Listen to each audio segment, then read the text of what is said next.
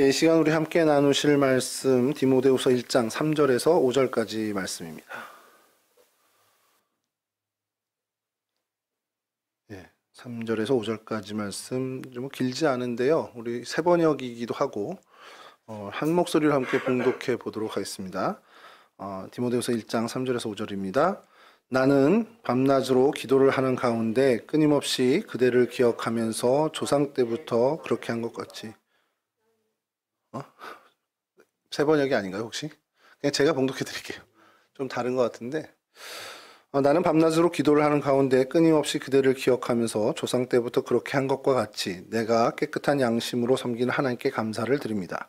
그대의 눈물을 기억하면서 나는 그대를 보기를 원합니다. 그것은 나의 기쁨이 충만해지게 하려 하는 것입니다.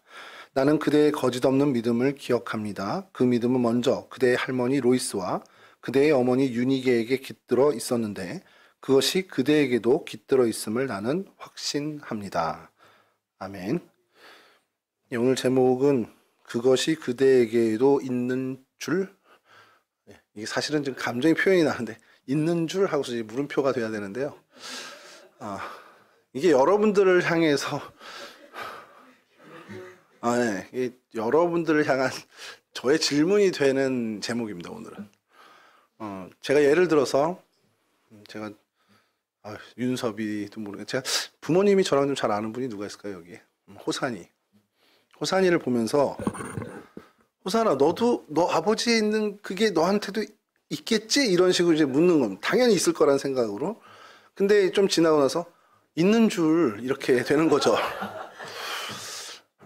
뭐 이렇게 저희 아들딸이 맨날 둘이 얘기하다가 갑자기 겠냐 그래서 그게 무슨 소리가 그랬니 했는데 나중에 알고 좀 빵 터졌죠.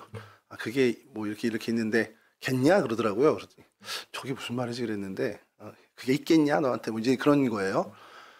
근데 오늘 이 디모데후서는 사도 바울이라는 사람이 디모데에게 이제 편지를 했는데 그 내용에 뭐가 있냐면 야 내가 니네 할머니도 알고 니네 엄마도 내가 잘 아는데 야 그 믿음이 너한테도 있더라? 이걸 얘기하는 겁니다. 호산이를 제가 보면서 뭐 올해 끝자락에 2024년 끝자락에 야 호산아 드디어 올해 너랑 1년 동안 내 청년부 생활을 같이 해봤는데 와 네 안에 요한 권사님께 있더라. 이렇게 외모 말고 아니 그 외모는 원래 있는 거고 누가 봐도 아는 거잖아. 뭐 설명 안 해도 유한 권사님 아들인 거 전교인이다 아는데 뭐 이렇게 있는 것 같더라. 이게 사실은 얼마나 굉장히 큰 칭찬입니까? 우리 아버지, 우리 할머니, 할아버지한테 있던 그 신앙의 어떤 모습이 나한테도 있는 걸 사람들이 막 발견하는 거예요. 별로입니까? 저희 딸은 싫어할 수도 있어요. 내가 아버지 정도밖에 안 될까? 뭐 이런 생각 할 수도 있는데 여하튼 오늘 그 부분을 놓고 좀 저희가 한 말씀을 나누려고 하는데 여러분 이 사도 바울이 예를 들어서 사도 바울이 디모데에게서 발견한 그 신앙, 믿음이라고 우리 소위 표현하는 것이 어떤 것일까라는 걸 좀 생각해 볼 필요가 있다는 겁니다. 성경에 이 디모데라는 사람에 대해서 성경에서 뭐라고 정의하냐면 이 사람 이렇게 성경의 평가입니다. 하나님의 평가라고 해도 무방합니다. 믿음 좋은 사람이야 라는 겁니다. 신실한 사람이야. 신앙에 있어서 탑티어에 있는 사람이야. 이렇게 성경에서 평가를 해주는 거예요. 성경에서 그렇게 평가했다라는 건 결국 하나님도 그렇게 평가한다는 얘기인데 그럼 도대체 이 믿음이 어디서부터 온 거냐라는 거예요. 이게 여러분들한테 저는 이제 소망이 있는 게 뭐냐면 소망을 갖는 게 성경에 이런 인물들이 있고 우리 주변에 뭐 여러분들이 요즘 유튜브가 많으니까 여러 설교들도 들을 수 있잖아요. 그렇게 하는데 어느 목사님 설교, 어떤 전사님 설교, 어떤 집회를 갔더니 그분의 찬양인도 이런 것들 보면서 야 저분 정말 하나님이랑 가깝네? 이런 느낌이 올 때가 있어요. 여러분 텍스트로 얘기를 안 하더라도 저분 정말 하나님하고 되게 가까운 사람 같아. 근데 그런 모습을 보면서 부럽다. 나도 그랬으면 좋겠다라는 좀 들었으면 좋겠다는 거예요. 근데 그게 뭐? 아니 저 사람 가까운 거지 뭐. 나는 그랑 안 가까워. 나는 저기 딴 사람이랑 더 가까워. 이렇게 되는 것이 사실 저는 제일 가슴 아픈 일 중에 하나예요. 뭐 적어도 교회를 다니고 예수를 믿고 예수를 따른다고 한다면 야, 저 사람은 내가 없는 정말 하나님과의 저 친숙함이 있네. 좀 부럽다. 뭐 시기하고 질투하라는 게 아니라 저 사람이 저렇게 하나님과 가까운 게 좀 부러웠으면 좋겠는 거예요. 제가 이제 교육전도사로 사역을 하던 그 시절 2000년대 초반입니다. 전사님 저도 교육전도사 한 적이 있어요. 우리 박만희 전도사님처럼 막 나도 오리고 짜리고 게시판 꾸미고 막 한 적이 있습니다. 물론 이제 우리 두 분의 전도사님만큼 퀄리티는 안 나왔겠지만 그러던 시절이 있는데, 그때 교회 학교에 있던 한 3학년짜리 친구가 어떤 마음인지 모르겠지만 나도 커서 전도사님처럼 되고 싶어요 라는 얘기를 한 게 저한테는 지금도 가장 큰 상급 같은 거예요. 야, 내가 그렇게 하나님이랑 가까워 보였나 보구나. 그걸 정말 부러워하는 친구가 있었던 시절이 있었습니다.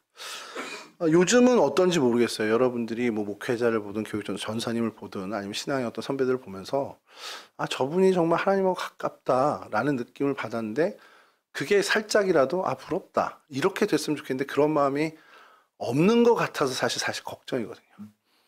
여하튼 그렇게 성경의 평가가 이 디모데에 대해서 정말 신앙에 있어서만큼은 참 훌륭한 사람이다, 믿음 좋은 사람이다, 믿음에 있어서만큼은 정말 승한 인생이다라고 평가를 해주고 있다는 거예요. 그럼 이 믿음이 어디서 왔냐라고 했을 때 많은 성경학자들은 공통적으로 그의 할머니 로이스와 어머니 유니게로부터 왔다라고 이야기를 합니다. 물론 그거는 틀린 얘기는 아닐 거예요. 할머니 그리고 어머니의 신앙을 어려서부터 봐왔고 경험하다 보니까 그 신앙이 그 안에 10년 가운데 자리 잡았을 겁니다. 자, 이 모습을 보면서 신앙교육, 이제 가정 내 신앙교육이 참 중요하다라는 얘기를 할 때 이 디모데 얘기를 참 많이 해요, 성경학자들이. 그리고 많은 목사님들이나 뭐 가정 사역을 하시는 분들은 디모데가 이런 할머니, 어머니 밑에서 자랐기 때문에 이런 정말 훌륭한 믿음, 하나님이 좋다고 평가한 신앙의 사람이 됐어라고 이야기를 할 때 근거로 많이 됩니다. 이제 안타까운 게 왜 아버지는 없지? 이런 생각이 드는 거죠. 할아버지도 있고 아버지도 있는데 왜 그분들은 어디 가고 할머니랑 엄마만 나와? 이런 얘기를 생각을 할 수 있는데, 근데 이런 거 생각하면서 제가 무슨 생각을 드냐면, 이게 그러면 오늘날에도 가능해야 되지 않겠냐라는 생각을 하는 거예요. 이제 목회자니까. 근데 오늘날에 보면 사실은 여러분들 중에는 뭐 모르겠습니다만 강압적으로 뭐 신앙을 어떤 부모님이, 엄마나 아버지가 신앙 교육을 여러분들에게 강압적으로 이렇게 좀 하는 경우가 10가정에 1가정이 있을까 말까 하다라는 겁니다. 대개는 어떠냐면, 신앙 교육이라고 하기는 그렇지만 구슬리죠. 주일 예배 가면 5,000원 줄게. 뭐 갔다 오, 너 올해까지 뭐 이거 안 하면 내가 아이패드 사줄게. 실제로 그런 분들이 있더라고요. 올해 개근하면 아이패드 사줄게. 근데 이제 그 아이는 그냥 뭐 내가 알바해서 사지 뭐 이런 식인 거예요. 그게 그렇게 중요하잖아. 제가 그래서 가만히 생각했는데 왜 이런 세상으로 좀 바뀌었을까라는 생각을 해봤는데, 교회가 매력이 없는 거예요. 제가 어릴 때를 좀 말씀드리면 너무 꼰대라고 이렇게 얘기하겠지만, 제가 어린 시절에는 교회랑 세상에서 노는 거, 그러니까 학교 친구들 뭐 이렇게 노는 거랑 비교했을 땐 교회가 월등히 재밌었습니다. 그러니까 쉽게 얘기해서 뭐 저희 때는 이제 63빌딩이 제일 큰 로망이었고, 남산타워 전망대 가는 것도 좀 드문 일이었죠. 서울에 살아도. 교회에서 거길 가지 학교에서 거기 가는 일이 없습니다. 친구들이랑 놀면 뭐 해야 이거지, 뭐 먹어야 뭐 이렇게 순대나 떡볶이를 먹으러 가지, 피자 먹으러 가는 건 교회에서 갔어요. 그때 피자헛은 여러분 다릅니다. 지금의 여러분들이 생각하는 피자헛의 그 격과는 다른, 그 패밀리 레스토랑이라는 것이 저 어렸을 때는 피자헛을 갔다 왔어? 이제 그 학교 가서 야 어제 교회에서 피자헛 갔다 왔어 그러면 정말 부러움의 대상이 되는 그런 시절이었습니다. 뭐 공감 안 해도 돼요. 그때 시절인데 핵심이 뭐냐면, 교회와 세상을 비교했을 때 교회가 월등하게 매력적이었다는 겁니다. 근데 이것도 사실은 지금 되돌아보니까 건전한 건 아니었던 거예요. 좀 이따 말씀드리겠지만 그게 이상적이고 건전한 거냐라고 하면 그거는 답이 좀 달라질 수 있습니다. 자, 근데 그나마도 요즘은 어떠냐? 교회가 재밌니? 바깥에서 노는 게 재밌니? 그러면 월등히 저 바깥에서 노는 게 재밌는 겁니다. 더 재밌는 게 많은 거죠. 여러분들 혹시 아이돌 좀 좋아하세요? 나전사님 아이돌 안 좋아하나요? 솔직해도 돼요. 여기 예배당이니까 솔직해도 돼. 좋아하는 아이돌이 있습니까? 좋아했어. 그 시절로 돌아갔을 때 그 아이돌의 콘서트 티켓이 그냥 왔어, 나한테. 근데 중고등부 예배랑 겹쳤어. 어떻게 하죠? 그러니까 전도사가 된 거예요. 그래서 전도사님이 된 거고, 대부분은 선생님한테 저 교회에 전화하죠. 아, 저 오늘 특별히 가족이랑 뭐 행사가 있어서 하고 이제 가는 겁니다. 왜냐하면 매력적으로만 놓고 보면 그게 훨씬 월등하죠. 어떻게 저희가 그 아이돌 콘서트의 그 화려함을 쫓아가겠습니까? 이 예배가. 더더군다나 우리 태바월은 지금 1년 좀 넘은 건지만 비전룸에서 예배 드릴 때를 생각해 보세요. 여러분 중고등부 시절에. 비전룸에서 예배 드린 것과 고척돔에서 콘서트와 비교했을 때 어디가 더 매력적이겠습니까? 단편이 근데 단순히 예배만 비교하는 게 아니라 그 모든 문화가 지금은 교회보다 훨씬 더 월등히 매력적인 게 이 세상입니다. 여러분 재미난 얘기가 하나 기사가 나서 한번 말씀드릴게요. 어느 해인가 미국에서 성탄절하고 주일이 겹친 날이 있는 거예요.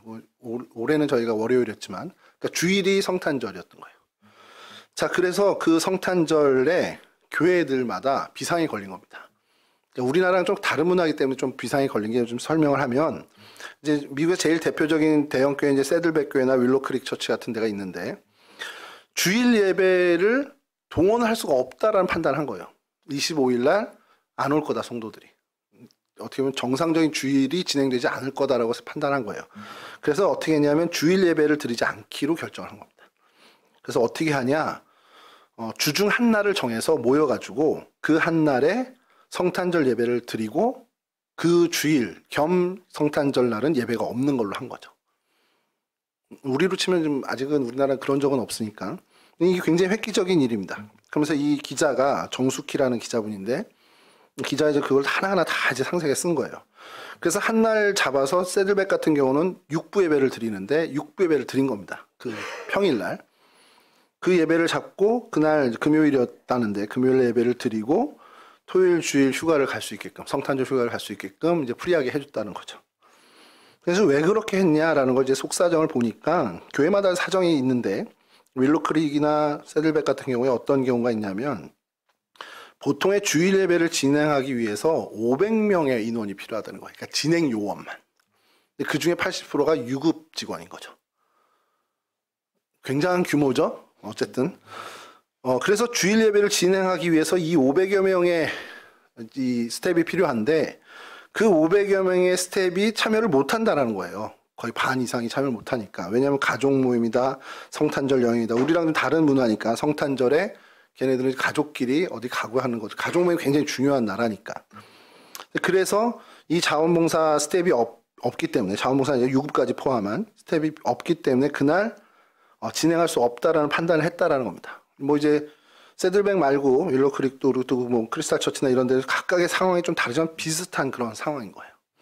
근데 이 기사의 마지막이 어쨌든 이렇게 진행된 거의 첫 번째 이유는 뭐냐면 성도들의 편의를 봐주기 위한 거예요. 성도들이 주일과 성탄절이 겹칠 때 예배당에 온다라는 게 너무 불편해진 문화니까 세상 문화가. 그러니까 그들을 배려해서 그들을 정말 그러니까 어떻게 보면 성도의 편의, 그러니까 그들을 편하게 해주기 위해서 교회에서 이렇게 서비스를 한 겁니다. 그게 이제 핵심인 거예요. 근데 이 기사의 마지막이 그 얘기를 하는 거예요.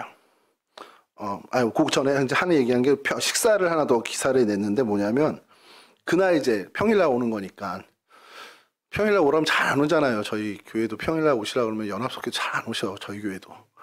그러니까 식사를 제공하는데 미국에서 굉장히 유명한 식당에 셰프를 초청해서 그날 식사를 책임지게 했다라는 겁니다. 왜냐하면 그분들에게 좋은 음식, 어떻게 보면 식사를 제공하기 위해서 유명 셰프를 초청한 거죠. 자, 그렇게까지 준비를 다 해서 이제 성탄절 주일이 겹친 날을 잘 이제 넘어가게 했다라는 거예요.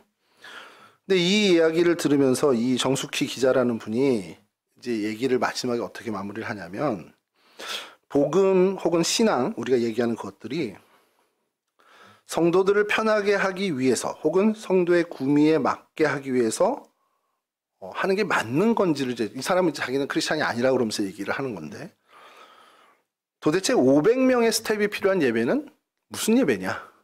500명의 스텝이 필요한 예배가 정말 예배입니까? 공연입니까? 이렇게 이제 질문을 한 겁니다. 그리고 예배당에 맛있는 밥을 먹으러 오는 것이 맞는 건지, 셰프를 고용해서 그러한 식사를 먹는 게 맞는 건지, 아니면 정말 예배를 드리러 오는 건지를 물어봐야 되는 거 아니냐라고 하면서 기사를 마감을 해요. 이 기사를 보면서 정도의 차이일 뿐 오늘날 우리가 속한 한국교회는 안 그러냐 이거죠. 이미 세상의 매력적인 부분에서 우린 졌습니다. 졌어요. 인정하기 싫겠지만 졌어요. 여러분들은, 우리 교회는 졌습니다. 세상의 매력적인 기준으로는. 그래서 참담해합니다. 아, 우리가 세상을 이길 수 없구나. 그럼 여기서 어떻게 살아남아야 되지? 라고 하면서 세상의 많은 요소들을 갖고 들어와서 그래도 요 정도의 매력은 우리가 갖고 있어야 되는 거 아니야? 라고 매력을 발산하려고 합니다. 화려한 예배당을 만들고 우리처럼 이런 크로바 세션, 이 훌륭한 이 세션처럼 엄청난 세션을 보유하고, 그래서 많은 성도들에게 어필을 하는 거예요. 우리 이 정도 매력 갖고 있으니까 와라. 한때 한국교회에 어떤 일들이 있었냐면, 그 찬양, 소위 말하는 찬양을 좀 특별한 찬양의 은사가 있는 교회라고 했던 교회에 뭐 여러분 들으면 아실 만한 천관호 목사님이라든지 목동 제자교회 예배를 담당하셨고, 에이멘이라고 목동의 한사랑교회를 담당했고, 그러니까 뭔가 그 CCM 뮤직을 잘하는 어떤 그 팀이든 개인이든 그런 분들이 한 교회 예배를 다, 음악을 다 담당하는 거예요. 그러니까 그 교회 예배는 가면 와, 그냥 앉아있으면 은혜가 되는 거죠. 그 청관호 목사님 나중에 또 개척을 했는데 교회 이름이 뉴 사운드 처치인가요? 이렇게 또 그러니까 그런 것들이 확 이제 올라갔던 시절이 있습니다. 근데 그 이유가 뭐냐, 근본적인 이유가 뭐냐면 그렇게 안 하면 못 버틸 것 같은 거예요. 우리 교회가 그 정도 매력이라도 갖고 있어야 그나마 우리 교회에 사람들이 오고 그 사람들로 하여금 교회가 유지된다라고 생각을 하는 겁니다. 근데 여기서 여러분 중요한 걸로 한국교회는 놓친 거죠. 매력으로 예배자를 모은다? 이건 아예 논리 처음부터 틀린 스텝입니다. 매력적인 교회의 매력을 발휘해서 그 매력을 보고 사람들, 그러니까 예배자들을 모이게 한다라는 건 그건 애초에 시작부터가 잘못 방향을 잡은 거죠. 단추를 잘못 낀 겁니다. 그리고 실제로 그것으로 인해서 많은, 어떻게 초창기에 많은 어떤 부흥처럼 보였지만 결국 한국교회 2023, 24년 이 시점에 한국교회를 바라본다면 매력으로 예배자를 모으려고 했던 시도는 결국 실패했다라는 겁니다. 몰라요. 사람을 많이 모은 걸로는 뭐 아직도 성공해 보이는 기준, 그걸로 사람을 모으는 걸로만 본다면 뭐 성공했네라고 할 수 있는 평가를 받을 수 있는 교회들이 있을 수 있지만, 적어도 이 매력으로 예배자를 모은다라는 것은 전적으로 우리 실패를 했습니다. 사람을 모을 수는 있었겠지만 진짜 예배자를 만드는 일은 매력으로는 못하는 거거든요. 우리가 놓치지 말아야 하는 것은 매력으로 예배자를 모으는 게 아니라 한 사람 한 사람이 예배자가 될 때 한 사람 한 사람이 예배자가 되는 것에 집중을 해야 된다는 겁니다. 그거는 옆에 있는 사람이 도우는 것도 있고 내 스스로도 해야 되는 것이 있고, 물론 이제 내 스스로 예배자가 돼야 된다는 것이 더 큰, 비중적으로는 더 크죠. 교회는 매력을 발산해서 사람을 모으는 것에 초점을 맞추는 게 아니라 몇 명이 됐든 단 한 명이 됐든 그 한 사람을 예배자로 만드는 데 집중을 해야 된다는 거예요. 그게 교회 공동체가 해야 할. 그래서 교회 공동체를 많은 표현을 하잖아요. 무슨 공동체, 무슨 신앙 공동체 얘기하는데, 교회 공동체를 구약의 이스라엘 때부터 지금까지 예배 공동체로 부르는 이유가 그겁니다. 여러분, 이게 진짜 신앙 교육인 거예요. 디모데서를 쭉 처음부터 읽어보면 디모데에 대한 신앙이 좋다, 믿음이 좋다라는 하나님의 평가, 성경의 평가는 그가 이러한 신앙 교육을 받고 그러한 치열한 신앙의 다툼과 싸움을 펼쳐서 자라난 사람이라는 것을 의미하는 겁니다. 그가 어떤 사도 바울이 세운 교회에 매력이 있고 여긴 정말 너무 좋아, 그래서 그곳에 귀의해서, 기독교에 귀의해서, 아버지가 헬라인이었는데 기독교의 어떤 예수를 주로 고백하는 기독교인이 됐다, 그거를 보는 게 아니라는 겁니다. 그의 신앙이 좋다, 이거는 결국 그가 정말 하나님 앞에서 참 예배자가 되었다라는 얘기를 하는 거예요. 그 출발은 분명히 로이스와 유니게에서부터 출발한 건 맞습니다. 근데 거기만 다냐? 그게 아니라 그 후에 스승 바울이라는 사람의 영향을 받아 그는 예배자로서 잘 자라날 수 있는 부분도 있었다라는 겁니다. 근데 정말 중요한 건 로이스 유니게의 출발이 중요하냐? 물론 중요하지만 그게 정말 핵심이냐면 그건 아니고, 그 후에 사도 바울로부터 어떤 그 신앙의 가르침을 받고 신앙훈련을 받았다. 그 위대한 사도 바울의 어떤 제자로서 자랐기 때문에 대단한 것 같지만 그게 또 핵심은 아니라는 거예요.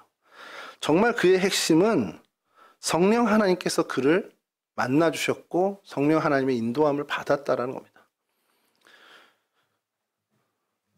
그래서 그의 인생이 어떻게 됐냐? 하나님께 기쁨을 드렸고, 사도 바울이 그 디모데후서 전후서에서 계속 얘기하지만 굉장히 만족함을 얻죠. 이 디모데로 인해서 굉장한 기쁨을 얻는데, 하나님께 기쁨을 드리고 스승에게 만족함을 드리는 자리, 그 자리까지 성장했다라는 거예요.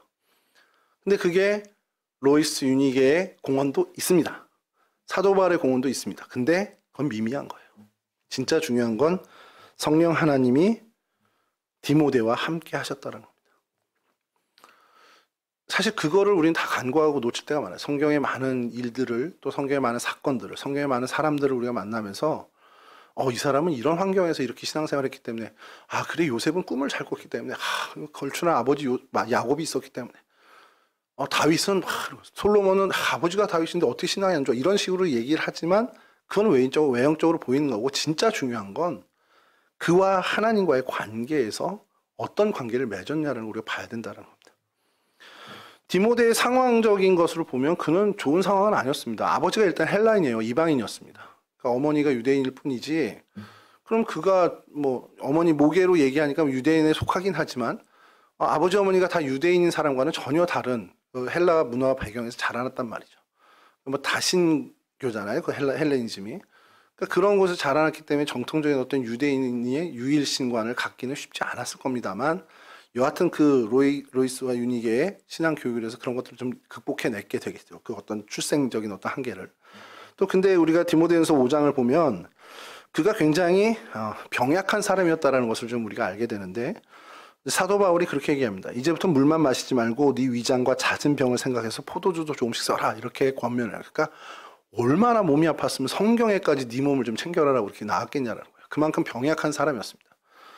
그러니까 뭐 헬라인 아버지를 둔 어떤 이방인 출신이죠. 병약한 몸을 가졌죠. 그런 디모데의 상황이었는데 그 모든 것을 뛰어넘는, 그러니까 상황과 형편을 다 뛰어넘는 그런 믿음과 신앙의 자리에 서게 됐다라는 거예요.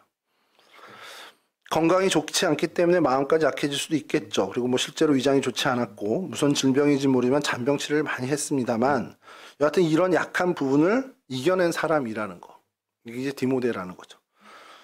분명히 이 디모데가 이러한 자기의 모든 약한 요소들을 정말 치열하게 고민하면서 우리는 충분히 상상할 수 있는 게, 그런 상황에서 하나님께 매달리지 않았겠냐라는 거예요.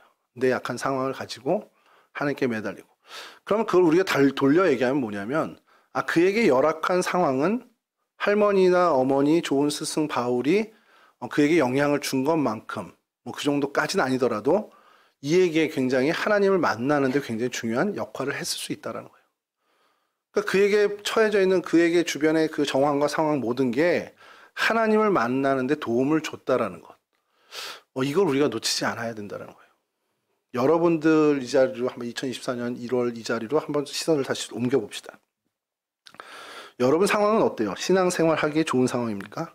뭐 아버지 어머니 다 신앙생활 잘 하시고 우리 집은 대대로 예수를 믿어왔던 가정이니까 좋을 수 있겠죠. 근데 그게 정말 좋은 환경일까요?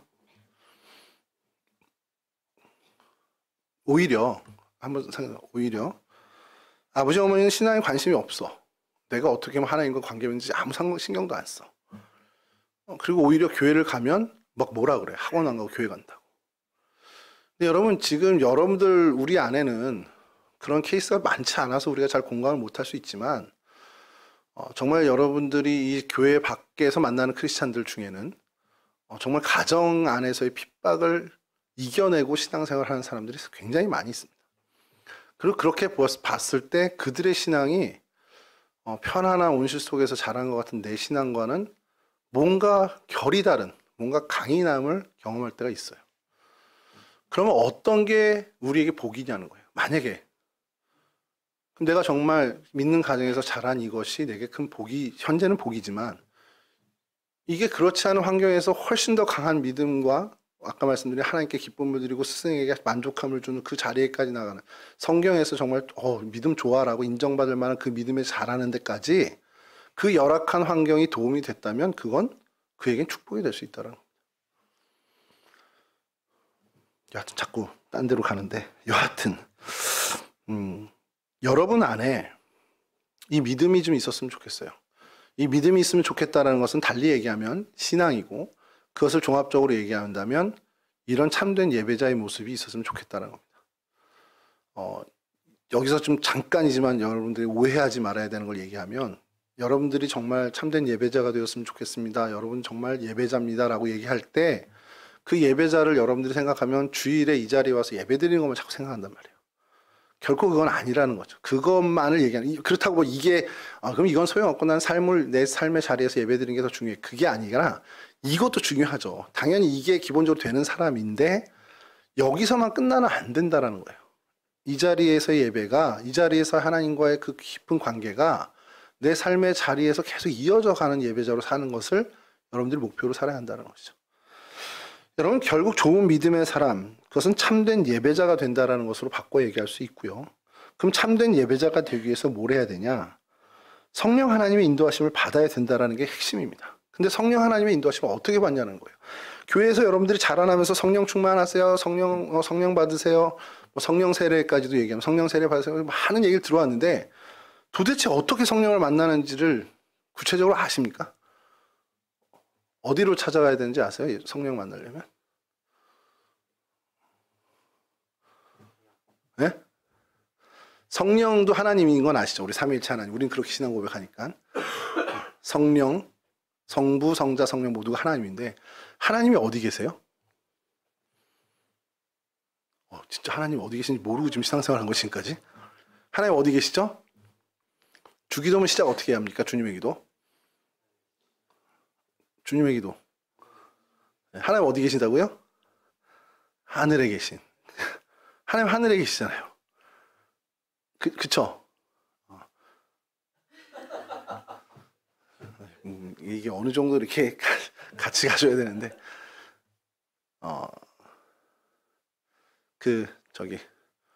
헬라어로 하늘에 계신 우리 아버지, 헬라어로 뭐죠? 그 하늘이? 모른다. A 받았다고 들었네. 우라노. 저기 지금 뒤에 계신 우리 신학과 출신. 너무 오래돼서. 그 뒤에 기독교학과 출신. 아멘. 네. 그 헬라어로 우라노라고 하는 게 하늘인데, 이거 처음 들은 문제인데. 예, 우라노가 하늘인데 이 하늘은 우리 번역으로 하늘이지 이 우주 만물을 얘기하는 겁니다. 그러니까 우리가 하나님을 무소불위의 하나님이라고 해서 언제 어디나 다 계신 하나님이라고 하잖아요. 하나님이 언제 어디나, 그러니까 이게 언제 어디라는 게 굉장히 중요합니다. 언제 어디나. 그러니까 동시에 여기도 계실 수도 있고 저기도 계실 수도 있다는 거. 동시가 아니지만 이 자리에 과거에도 계시고 현재도 계시고 미래에도 계시다는 거. 뭐 이게 우리의 2차원적인 3차원적인 생각으로는 도저히 이해할 수 없는 부분인데, 어쨌든 하나님, 하늘에 계신 우리 아버지의 그 하늘은 그냥 곧 이 세계에 계시다는 겁니다. 우리 심령 안에도 밖에도. 성령 하나님께 우리가 성령 하나님의 인도를 받겠다라는 것은 성령 하나님이 어디 계신지 거기를 찾아가서 만나는 게 아니라 이미 우리 삶의 자리에 와 계신 하나님을 발견하는 겁니다. 그러니까 귀신 보는 사람들 있잖아요, 주변에. 한두 명 있지 않아요? 친구 중에? 한두 명 다 데리고 있지 않아? 그 귀신 보는. 이렇게 제 세준이를 보면서 갑자기 옆을 보고 있는 거죠. 그랬더니 세준이 너 안 무거워? 뭐 이러면서 얘기하잖아요. 그러니까 이게 이제 여러분 이해를 돕기 위해서, 세준이 어깨 위에 누가 이렇게 타고 있어.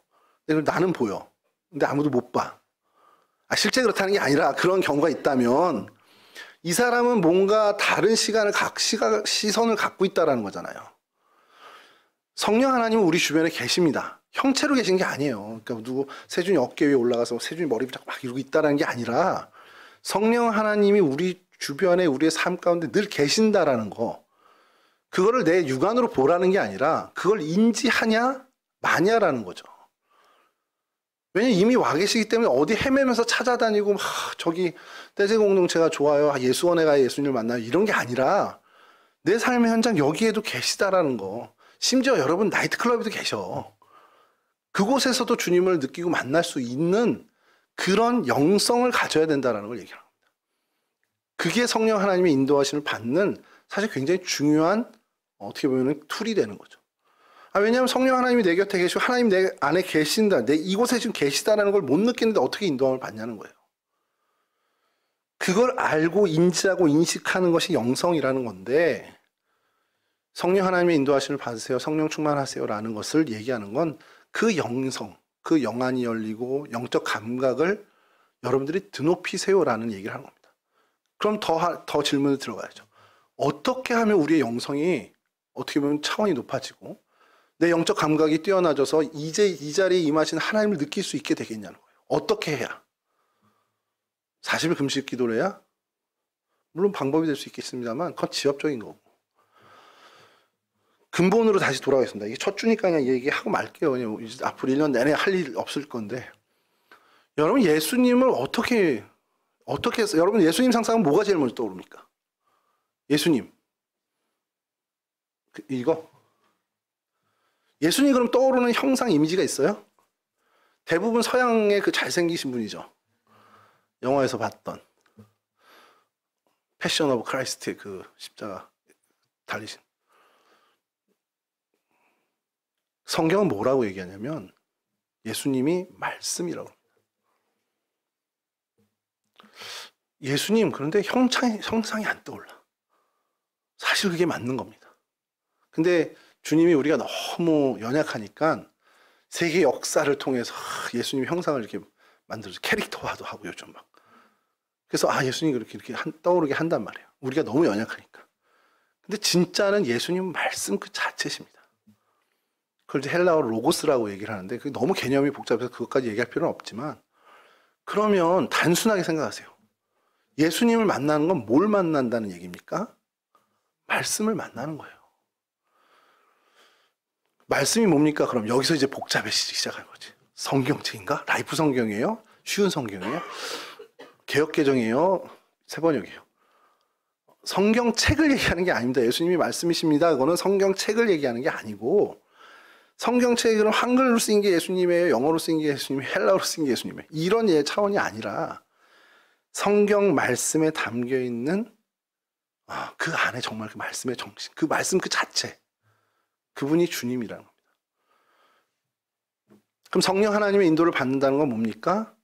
그런 주님이 내 곁에 계시다는 것을 늘 인지하고 살아가고 각성하고 살아가야 되는 건데, 그럼 주님이 내 곁에 늘 계신다는 건 뭐냐?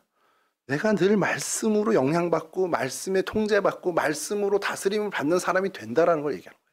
그러기 위해서 어떻게 해야 돼요? 말씀에 집중해야죠. 평생 신앙생활하면서 성경 한 번 안 읽고 말씀 한 번도 묵상 안 하고 큐티라는 거 해본 적도 없는데 주님 나 인도해 주세요 하고서 인도해 주실 줄 믿습니다 하고 살아간다. 진짜 인도함을 받겠냐는 거예요. 하나님이 어느 한 사람의 기도를 들으시다가 듣다 답답해서 직접 얘기한 일이 있대요. 이 사람이 하나님 정말 이제는 답이 없습니다. 이 로또밖에 답이 없습니다.